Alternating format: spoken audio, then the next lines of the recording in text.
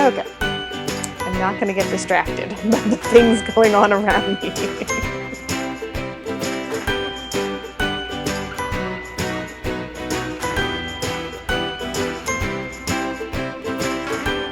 Hello and welcome to Rosberry Crafts, my YouTube channel where I share all my crafty adventures. Today is August 10th, 2024, and this is episode 107. Welcome to any new viewers. I hope you enjoy this channel, and welcome back to all my returning viewers. I hope you enjoy this episode. Through the summer, I know it's a bit sporadic and sometimes episodes are very short, but I hope you enjoyed them all the same. My name is Roz, and I live in Lake Country, British Columbia, Canada, with my husband and my two kids who are 14 and 12. Today, though, I am in my trailer. We're in Oregon currently, and we will be for another week and a bit. I don't know if I'll record another episode before we get home again, so it might be a couple weeks before I record again, but today we are in Oregon. It is kind of a gloomy day, and we're just having a bit of a resort, relax, fun day, and that's sometimes just what you need. Today for you, I have finished objects, works in progress, stash, events, next on my needles, and a book. Let's get started, shall we? Finished objects.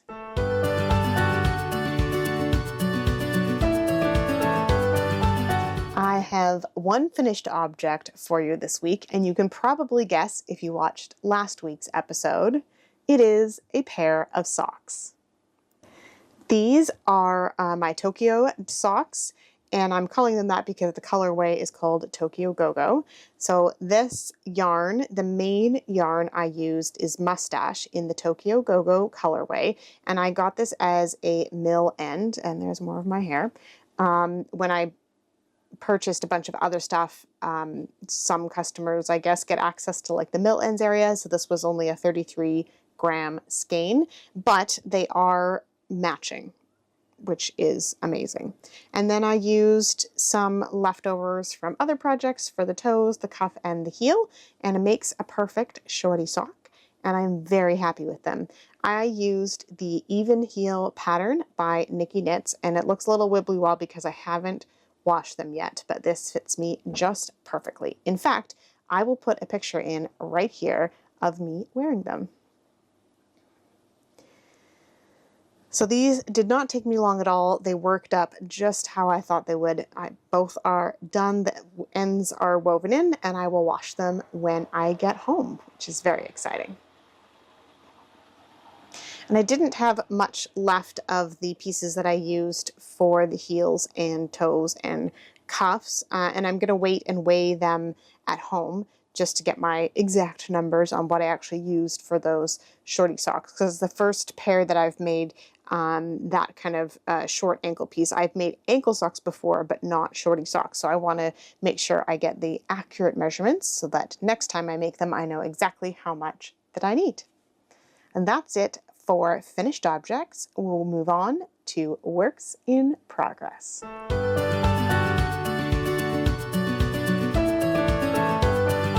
I have one work in progress to show you this week, and I've actually made, I think, some significant progress on my Whitmore sweater.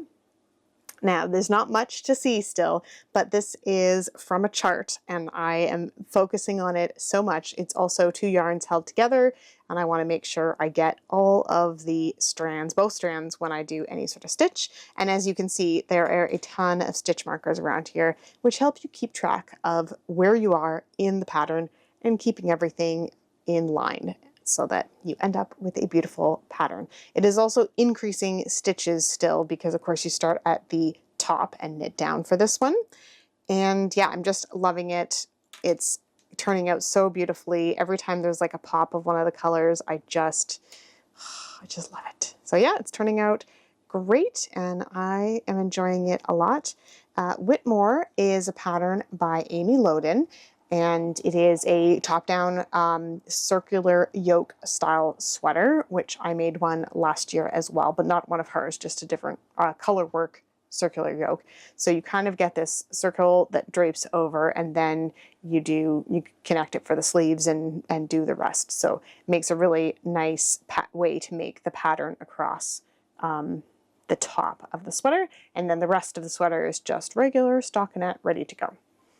The yarn that I'm using, and I'll hold them up individually, they're both Fireweed Fiber Co. This one is the Violet Sock in the colorway 29, which has to do with Erin's birthday. Erin is the dyer behind Fireweed Fiber Co. And then I also have the Anemone Lace in the Cold Winter Morning. And you really, I don't know how well it's picking up. There are subtle colors in here, but it is just mostly coming off as a very kind of taupey gray. So they're working up really nicely, and I'm very, very happy with them. Also, you may notice on my thing here, I have provisionally cast on with this other yarn. So I'm just doing from the neck down, and then eventually once I finish all of that, I will cast that off. I will put the yarn, the provisional cast on. What am I trying to say here? I'll put the provisional cast on back on the needles, the smaller size needles, and do the neck treatment and then I can cast off using the tubular cast off, the same as the cuffs and the bottom of the sweater, so they all have the tubular cast off and look consistent. Also, I find the tubular cast off gives a more consistent look than the tubular cast on, although they're both nice. So, but that way they will all look the same and all will be well. I really want to put lots of effort into the details of this sweater and make sure it really fits me well so that I really enjoy it and wear it for a long time. That's probably enough waffling about my Whitmore sweater. We'll move on to stash.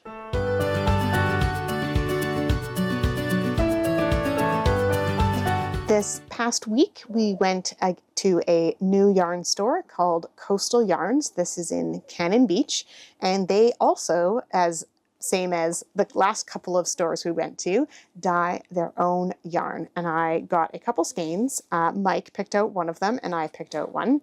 I think the kids were kind of done by the time we got there and didn't pick out anything, which is fine. The first one is a coastal yarn, so this was dyed in-house.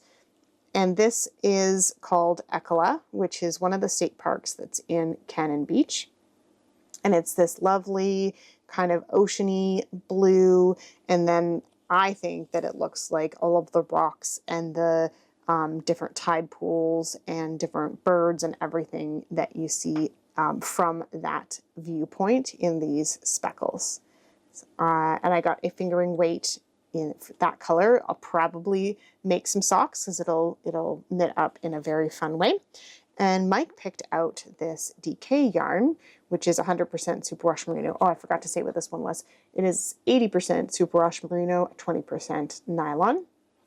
And this one is called Tufted Puffins.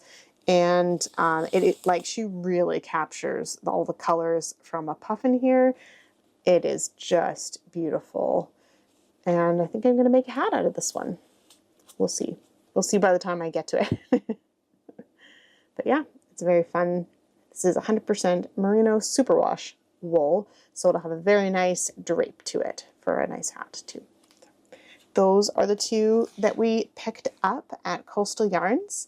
And let's move on to events.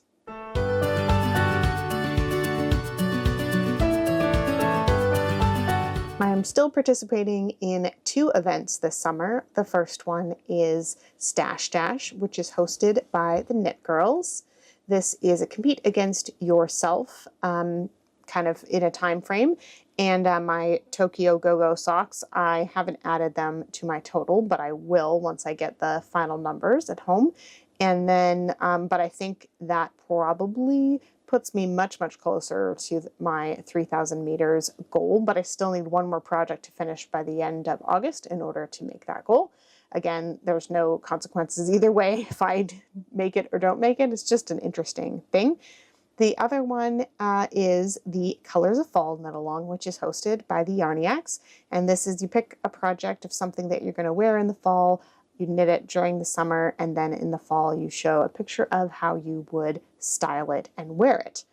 So I'm hoping that my Whitmore sweater will be done by then, but maybe not, because I haven't made that much progress on it yet. But maybe, you know, in the second half of August, I'll have much more time to knit. Sure.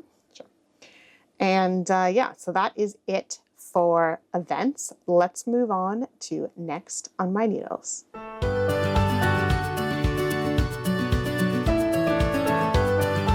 Since I've finished my socks, and my Whitmore sweater is a bit more of a complicated project, and I have my computer up with my Knit Companion app to keep track of the lace pattern, I figured it would be good to have an on-the-go project or something that's a little simpler for me to work on. My next one, which I planned for on the trip, I have a lot of sock yarn. I might cast on a pair of socks too, but for sure I'm going to cast on the vanilla shawl. This is a pattern by Annie Baker, and I'm going to use, it's just a triangle shawl. It's very basic in shape. It's a little bit elongated, so you get the nice ends that hang down. It's a style that I wear a lot of. And the yarn that I'm going to use for this is the leftovers I have. Let's see if I can pull it out here.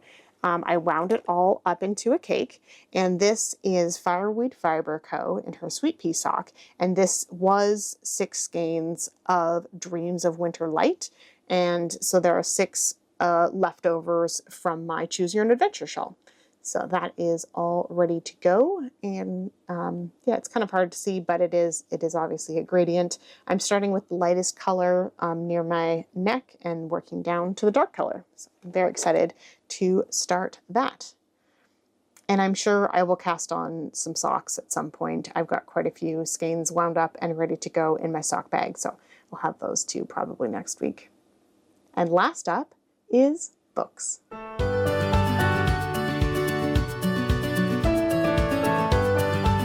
For books this week, I have again finished another book. However, this was a long-term read that came in to the library, and I was able to really sit down. Sorry, I'm very distracted by people walking by. It wasn't you this time. Good. Book that I finished is House of Flame and Shadow by Sarah J. Maas. This is the 3rd one in the Crescent City series, and I enjoyed this as much as I have enjoyed the rest of her books. This one definitely had a few twists and turns in it. There's always, like, the main character is planning stuff, and you're like, okay, they're going to do this, that, and then there's some sort of twist that you don't see the main character planning for in the kind of big, in this one there was like a big war to independence kind of thing from aliens. Anyway, I won't go too much into it because I don't want to spoil it for anybody, but aliens in the fantasy sense, not in any sort of sci-fi sense.